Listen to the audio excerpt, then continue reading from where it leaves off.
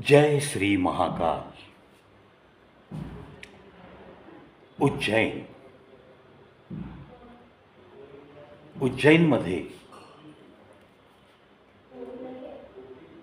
कोणी एका किंवा दोन हिंदूंनी लव जिहादची प्रकरणं बाहेर काढली आणि म्हणून मग त्यांच्याकडे ठरलेल्या नियमांप्रमाणे एक जमाव आला. त्या दोघांना मारहाण झाली. मग हिंदूंचा थोडा जमाव, पण यांचा तिप्पट चौपट जमाव. आणि असं काही घडलं की जे अचानक घडत नाही. किलो 2 किलोचे दगड, त्याची पत्थरबाजी झाली. अनेक लोक घायाळ झाले. आणि मग बस जिथे थांबतात, पहा आता हे देवस्थान उज्जैन अतिशय प्रसिद्ध देवस्थान. कित्येक लोक या डिसेंबर जानेवारी महिन्यात मुलांच्या सुट्ट्या बघून या महाकालच्या दर्शनाला जातात. म्हणजेच भाविकांची गर्दी होणारा काळ. आणि ज्या ठिकाणी बसेस थांबल्यात त्या ठिकाणी हा जिहादी जमाव दगड आणि काठ्या घेऊन पोचला आणि सरकारचं 16 ते 17 बसेस त्यांनी तोडल्या, फोडल्या, उद्ध्वस्त केल्या. नुकसान कोणाचं झालंय? सरकारचं.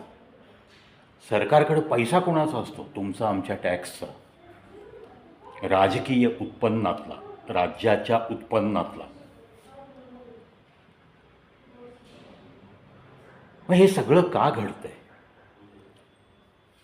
हे कट्टरपंथी काही मिनिटामध्ये शेकडोच्या संख्येने एकत्र येतात. तेही तयारीनिशी कसे काय? इतके सगळे दगड नक्की कुठे साठवलेले असतात? मग ही दगड साठवण्याची प्रक्रिया अव्याहतपणे सुरू आहे का? मग त्याच्यासाठी काही करता येईल का? काठ्या, रॉड ह्या पण गोष्टी तयार असतात का? रॉकेलचे बॉम्ब, पेट्रोलचे बॉम्ब बाटल्यांमध्ये भरून त्या बाटल्या भिरकावणं, त्या बाटल्या पण तयार असतात का? असे सगळेच प्रश्न उत्पन्न होतात जेव्हा जेव्हा ज्या ज्या राज्यामध्ये, ज्या ज्या शहरामध्ये, ज्या ज्या गावामध्ये असे कट्टरपंथीय जेव्हा हल्ले करतात, तेव्हा असेच प्रश्न निर्माण होतात. नंतर नक्की काय होतं?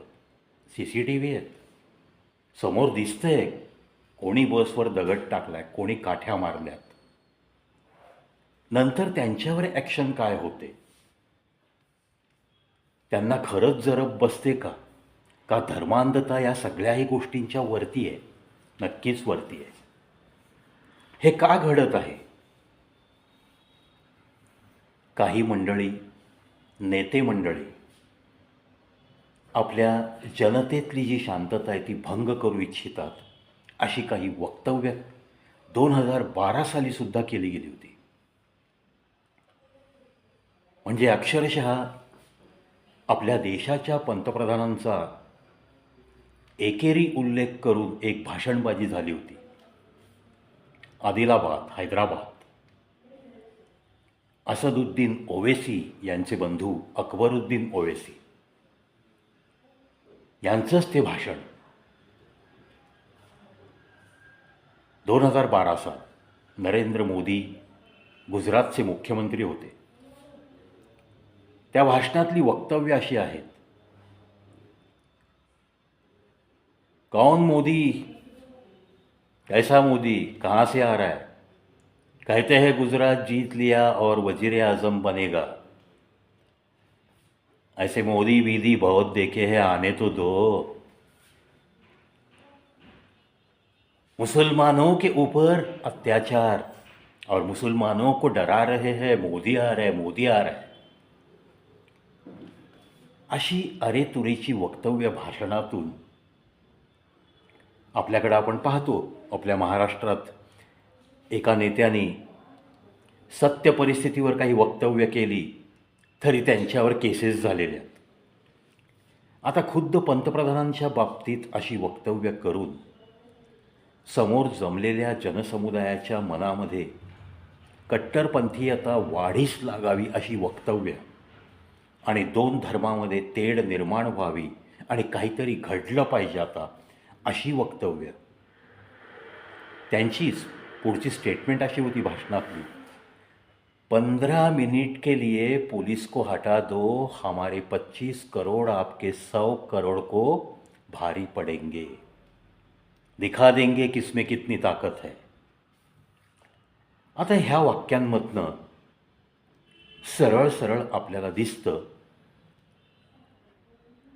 की गर्दीला उचकवण्याचा हा प्रयत्न आहे. दोन धर्मामध्ये प्रचंड मोठी तेढ निर्माण करण्याचा हा प्रयत्न आहे. आता ही नेते मंडळी अशा प्रकारची वक्तव्य करतात आणि डायरेक्ट प्राईम मिनिस्टर, गृहमंत्र्यांचा किंवा इतर राज्याच्या मुख्यमंत्र्याचा उल्लेख एकेरी करतात आणि अपमानास्पद शब्दांमध्ये त्यांचा उल्लेख केला जातो. संभाजीनगरचे एक नेते आहेत. त्यांच्या भाषणामध्ये योगी आदित्यनाथजी, उत्तर प्रदेशचे मुख्यमंत्री, यांचा उल्लेख टकले या शब्दाने केला जातो. तरीसुद्धा ही मंडळी अजून नेते म्हणून मिरवतात. यांच्यावर काय ॲक्शन झाली?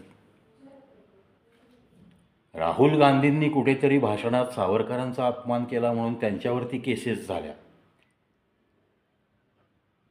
राज ठाकरेंवरती केसेस होतात. Then why not on such people?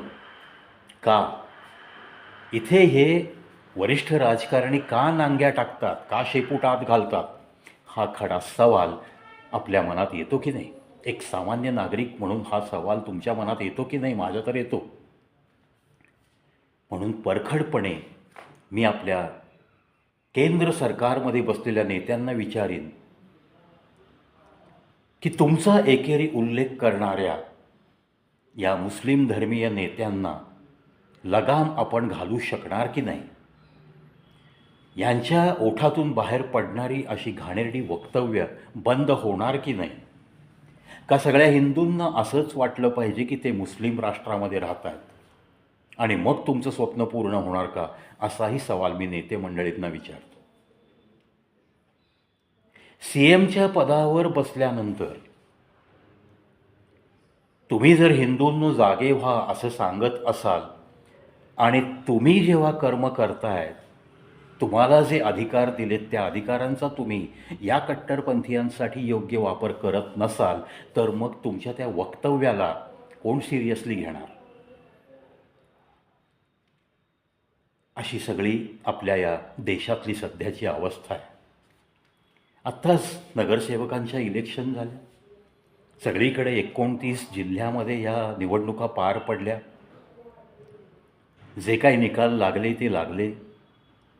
पण संभाजीनगर आणि मुंब्रा, अमरावती अशा ठिकाणी ज्या ज्या ठिकाणी MIMची जास्त सीट आली आहेत, जास्त नगरसेवक नगरसेविका निवडून आलेत, त्या लोकांची भाषणं जर तुम्ही ऐकलीत तरीसुद्धा थोडंसं आपल्याला वेगळं वाटणं साहजिक आहे.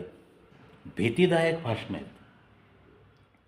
संभाजीनगरचे एक नेते, नगरसेवकाच्या एवढ्या 30-35 सीट आल्या तर भाषणामध्ये मोठमोठ्या नेत्यांचा क्या बे असे काही उल्लेख करून हजारो जमलेल्या लोकांच्या टाळ्या मिळवत आहेत.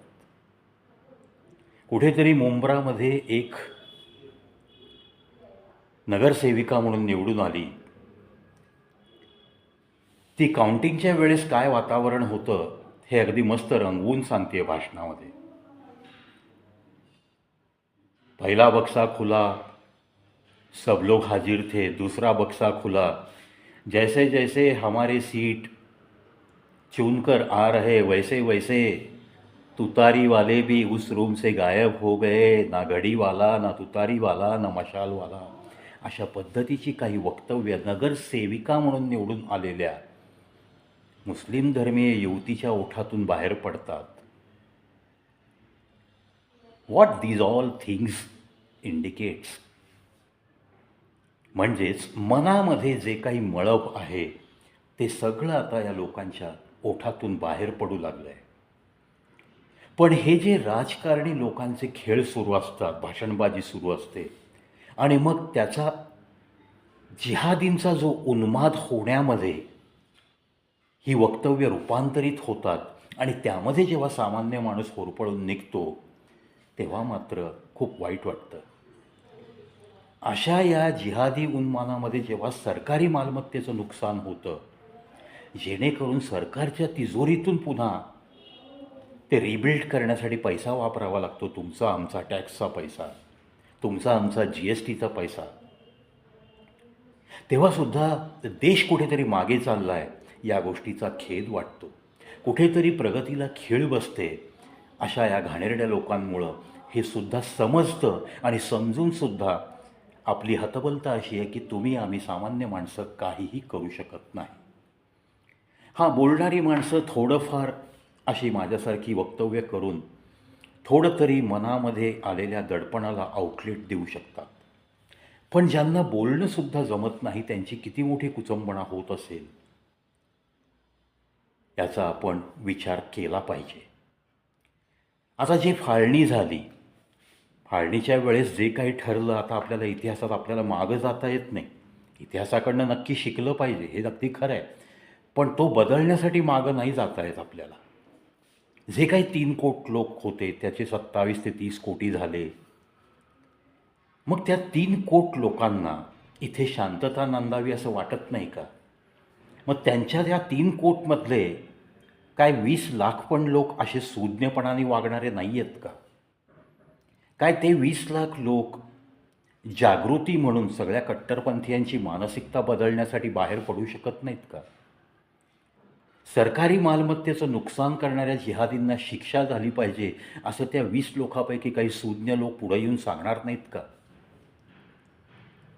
असेही प्रश्न निर्माण होतात. सांगायला पाहिजे असं वाटतं, प्रांजळ मनाला असं वाटतं का? मग त्यांना पण त्यांच्या कट्टरपंथीयांची दहशत आहे असाही प्रश्न पुन्हा निर्माण होतो.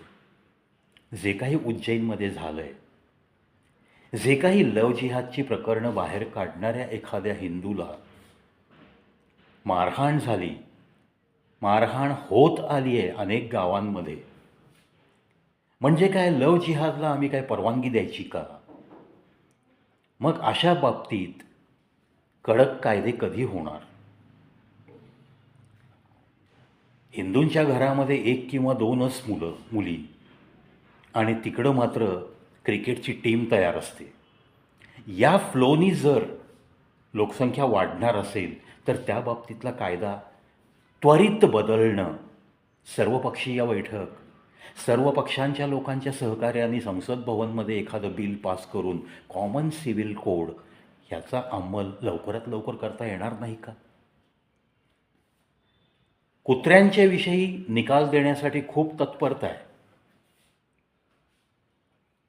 अरे पण हा जो आतंक माजतो ह्याच्यामध्ये कुत्री चावलेल्या लोकांना जेवढा हार्म होतो, जेवढी दुखापत होते त्याच्यापेक्षा जास्त दुखापत आणि मानसिक त्रास सामान्य जनतेला झेलावा लागतो. मग हा विषय ज्वलंत वाटत नाही का वाटणाऱ्यांना? असेही विचार येतात. आणि सगळ्या विचारांचं मूळ एके ठिकाणी येऊन थांबतं, ते म्हणजे या नेते मंडळींची भाषणं आणि या नेते मंडळींच्या भरत चाललेल्या तिजोऱ्या. मग भले जनतेमध्ये काहीतरी उठाव झाला तरी चालेल, जनतेने एकमेकाची कापाकापी केली तरी चालेल, अशा पद्धतीची वक्तव्य आज 2012 नंतर 14 वर्षांनी पुन्हा एकदा उफाळून आलेत. अशी वक्तव्य 2026 रिसेंट घटना बिहारमधली आहे. सन्माननीय मुख्यमंत्री नितीश कुमार यांनी एका मुस्लिम महिलेच्या हिजाबला हात लावला, तो हिजाब काढण्याचा प्रयत्न केला, तो बुरखा काढण्याचा प्रयत्न केला. आता एक विचार असा येतो की हा मुख्यमंत्री पदावरचा माणूस, त्याला जर काही संशय आला तर त्याच्याकडे एवढा मोठा फौजफाटा असतो, एखाद्या पोलीस अधिकाऱ्याला बोलवून एखाद्या लेडी पोलीस अधिकाऱ्याच्या ताब्यात त्या बाईला तुर्तास देऊन त्या बाईला, त्या पोलीस कॉन्स्टेबलला, लेडी कॉन्स्टेबलला काही इन्स्ट्रक्शन्स देता आल्या असत्या. पण स्वर्गीय राजीव गांधी भारताचे पंतप्रधान होते. त्यांची हत्या ज्या प्रकारे झाली, जवळच्या लोकांमधनं मानवी बॉम्बचा स्फोट घडला, अशी काही भीती या नेत्याला वाटली होती का? हा पण प्रश्न येतो ना. सिक्युरिटीच्या दृष्टिकोनातनं माणूस कोणत्याही पदावर असू दे, प्रत्येकाला आपापली जान प्यारी आहे ना. मानवी जीव महत्त्वाचा आहे. स्वतःचा जीव धोक्यात घालून कुठलाही व्यक्ती ना CM पदावर राहील ना PM पदावर राहील. मग असं काही घडलं का? त्या मुळाशी काय आपण गेलो का? गुप्त बातम्या आता इथपर्यंत काही बाहेर येणार नाही आहेत. पण या हिजाबला हात लावला नितीश कुमारने याचं भांडवल करून 2026 या सालामध्ये अकबरुद्दीन ओवैसी पुन्हा एकदा भाषणबाजी करताना दिसत आहेत. जिसका हिजाब खोलने की कोशिश की नीतीश कुमार ने, क्या वो आपकी बहन अगर होती, माँ अगर होती, भाभी अगर होती, तो क्या आप चुप बैठते? म्हणजे गर्दीतनं लगेच हल्लागुल्ला. म्हणजे त्यांचं वक्तव्य इतकं आवडलं लोकांना कि क्या हमारा नेता है, ना CM देखता है ना PM देखता है, बेधड़क अपने होठों से बारूद चलाते रहता है, गोलियां बरसाते रहता है, असं म्हणून त्यांना डोक्यावर घेणारी गर्दी. ती गर्दी जिहादी प्रवृत्तीचीच. म्हणजे रॉकेलचे बोळे तयार ठेवलेले फक्त अशा वक्तव्यांच्या काड्या टाकणं बाकी, अशीच ती गर्दी. मग त्यांनी टाळ्या नाही वाजवल्या तर आश्चर्य वाटेल ना आपल्याला. त्यांनी शिट्ट्या नाही मारल्या अशा डायलॉगवर तर आश्चर्य वाटेल. पण हे घडलं. शिट्ट्या, टाळ्यांचा कडकडाट. म्हणजेच बिहारच्या चीफ मिनिस्टरला सुद्धा आपला हा हैदराबादचा नेता त्याच्या गल्लीत येऊन अशी भाषणबाजी करताना धमकी देतो, याचं त्यांना खूप मोठं अप्रूप वाटतं. आणि अर्थातच मग त्यांचं रक्तसुद्धा धमण्यातनं जोरजोरात वाहू लागतं. त्यांची कट्टरपंथीयता जी खाली मनाच्या तळाशी बसली ती वर यायला लागते. आणि मग नंतर याचा उद्रेक होऊन कुठे ना कुठे जे काही घडतं त्याचा अतिरेक म्हणजे मग बसेस फोडा, बसेस जाळा, कुठेतरी हिंदूंवरती हल्ले करा, कोणाचा तरी मर्डर करा भर रस्त्यात, अशा या घटना घडत चाललेल्या आहेत. आणि ह्याच्याही पुढं पाऊल जाऊन सगळ्यांनी रस्त्यावर उतरलं पाहिजे अशा पद्धतीची वक्तव्य करणारी ही नेते मंडळी पण स्वतःच्या तुंबड्या भरत चालली आहेत. याची जाण सामान्य जनतेने ठेवली पाहिजे आणि एकमेकांमध्ये सौहार्दाचं वातावरण कसं निर्माण होईल याच्यासाठी सुज्ञ लोकांनी धडपडलं पाहिजे. दोन्ही बाजूच्या लोकांना मी जाहीर आव्हान करतो. कारण हे जे नेते मंडळींच्या वक्तव्यावरनं जे काही दंगे धोपे होतात ह्याच्यातून भलं आपलं कोणाचंच काही होत नाही आहे. भलं फक्त त्यांचं होतं कारण त्यांची लोकप्रियता वाढते आणि त्यांच्या खुर्च्या टिकून राहतात. खुर्च्या टिकणं म्हणजेच तिजोरीमध्ये माल येत राहणं. मग हेच जर घडवायचं आहे का आपल्याला देशभरामध्ये, का देशाला कुठे काही प्रगतीच्या रस्त्यावर जाण्यासाठी आपण काही एक सामान्य नागरिक म्हणून मदत करू शकतो का चांगलं वागून, असा प्रत्येकाने आपापल्या अंतर्मनाला प्रश्न विचारायचा आहे. हिंदू धर्मीय तसेच मुस्लिम धर्मीयांनीसुद्धा. अर्थात हिंदू धर्मीय स्वतःहून कधी मुस्लिम धर्मीयांवर कधी अटॅक केला आहे असं ऐकिवात बिलकुल नाही. ज्या पद्धतीने भारत कधीही कुठल्याही देशावरती हल्ला करत नाही त्याच पद्धतीने तीच संस्कृती आहे, जी देशाची संस्कृती आहे तीच हिंदू संस्कृती आहे. हिंदू माणूससुद्धा स्वतःहून कधीच कुठल्या कट्टरपंथीयाची गच्ची धरत नाही. आता ह्याच्यामध्ये हिंमत नसते वगैरे असं काही तुम्ही भाषण करू नका. हिम्मत सगळ्याकडे असते. वेळ आल्यावरती हर इंसान शेर बनने की कोशिश में ज़रूर रहता है. हर किसी को जान प्यारी है. कोई अगर अपने गले तक हाथ लाएगा तो और दबा ऐसा तो कोई कहेगा नहीं. हे तो जाहीर सी बात है ना. त्याच्यामुळं कुठेतरी दोन्ही धर्मियांमध्ये सामंजस्य राखण्यासाठी प्रयत्नवादी अशा माणसांची सध्या या समाजाला गरज आहे, सध्या या देशाला गरज आहे, प्रत्येक राज्यामध्ये अशा व्यक्तींची गरज आहे. जे काही आता बांगलादेशी आले त्यांना पुढं करून दंगली केल्या जायच्या वगैरे वगैरे, त्यांची ही संख्या आता एक कायदा अंमलात आल्यामुळं त्यांचीसुद्धा आता संख्या हळूहळू कमी होत चाललेली आहे. सरचा पण इफेक्ट आहे अजून बऱ्याच काही गोष्टी आहेत. जे काही अन्नधान्य फुकट वाटलं आहे त्या वेळेस ज्या ज्या आधार कार्डावर अन्नधान्य गेलं आहे त्या अन्नधान्यामुळं डिजिटल फुटप्रिंट्स तयार झाल्यात.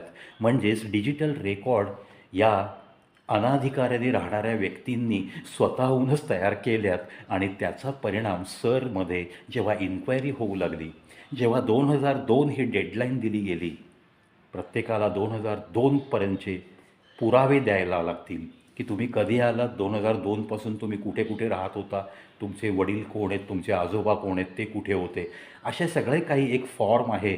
त्या फॉर्ममधल्या कॉलम्स भरताना ही सगळी मंडळी सापडायला लागली आहेत. नॅचरली बोगस आधार कार्डावर घेतलेलं धनधान्य ते फुकट गेलं आहे असं आपल्याला म्हणता येणार नाही. शासनाची ती एक कदाचित गैरी चाल असावी आणि त्याचे सुपरिणाम आत्ता दिसू लागले आहेत. कारण हे बांगलादेशी आता परतू लागले आहेत. जमिनीखालनं भुयारातनं आलेले बांगलादेशीसुद्धा इथं आल्यानंतर बोगस आधार कार्ड, पॅन कार्ड बनवल्याशिवाय राहता येत नाही, वोटर ID बनवल्याशिवाय राहता येत नाही. आणि या सगळ्या गोष्टींचा परिणाम बोगस बनवून देणाऱ्यांनासुद्धा जेव्हा पनिशमेंट कायदा तयार झाला आहे, 5 वर्ष 10 वर्षाचा, 5 लाख 10 लाख दंड, अशा पद्धतीने कायद्याचं अंमलबजावणी 1 ऑक्टोबर 2025पासून जाहीर झाली आहे. आणि मग याचा एक चांगला परिणाम दिसतो आहे ना सध्या. त्याच्यामुळं जेवढे आपल्या इथं आहेत ती संख्या आटोक्यात ठेवायची असेल तर कुठेतरी एका फुटिंगवरती 1 नेशन 1 एज्युकेशन आणि 1 नेशन 1 लॉ या बेसवरती त्वरित असे काही कायदे बनले पाहिजेत, जे की वेगवेगळे कायदे आहेत वेगवेगळ्या धर्मांसाठी, ते सगळे उद्ध्वस्त केले पाहिजेत. तरच या संख्येला कुठेतरी आळा बसेल. कारण आता सीमा आपण सील करत चाललेलो आहे, पण इथली संख्या जर अशी वाढणार असेल तर मात्र 2047 त्यांचं स्वप्न पूर्ण होणं फार मोठं अवघड नाही आहे. नगरसेवक 30-35 निवडून आल्यानंतर जर बेदरकार भाषणं होत असतील, गालीगलोच होत असेल वरिष्ठ नेत्यांच्या नावांनी, तर तुम्ही विचार करा जेव्हा आमदार निवडून यायला लागतील ह्यांचे, तेव्हा काय परिस्थिती असेल. मग ह्या जर कल्पना आपण आत्ता केल्या आणि जर त्या दृष्टिकोनातनं हे होऊ नये अशी पावलं जर आपण उचलणार असू तरच रक्तपात होण्यापासून कुठेतरी थांबा मिळू शकेल. अदरवाईज मला तर असं वाटतं की या कट्टरपंथीयांचे असे उद्योग चालू राहिले तर एखाद्या दिवशी मोठा रक्तपात नक्की होऊ शकतो आपल्या भारत देशामध्ये. अशी अनागोंदी काही काही राज्यामध्ये वाढत चाललेली नक्की दिसते आहे. ते होऊ नये याच प्रार्थना त्या गणेशचरणी, गणेश जयंती नुकतीच झाली म्हणून त्या गणेशचरणी हीच प्रार्थना करतो. आणि आपल्या भारतामध्ये जी विविधतेमध्ये एकता टिकून आहे ती एकता टिकवण्यासाठी दोन्ही धर्मियातल्या सुज्ञ लोकांनी थोडंसं पुढे येऊन जागृती निर्माण करण्याची नितांत आवश्यकता आहे असंही निक्षून सांगावंसं वाटतं. आणि तसंच राजकारण्यांनीसुद्धा बेलगाम वक्तव्य थोडीशी बंद केली तर बरं होईल असंही राजकारण्यांनासुद्धा हात जोडून विनंती करावीशी वाटते. जय हिंद, जय भारत.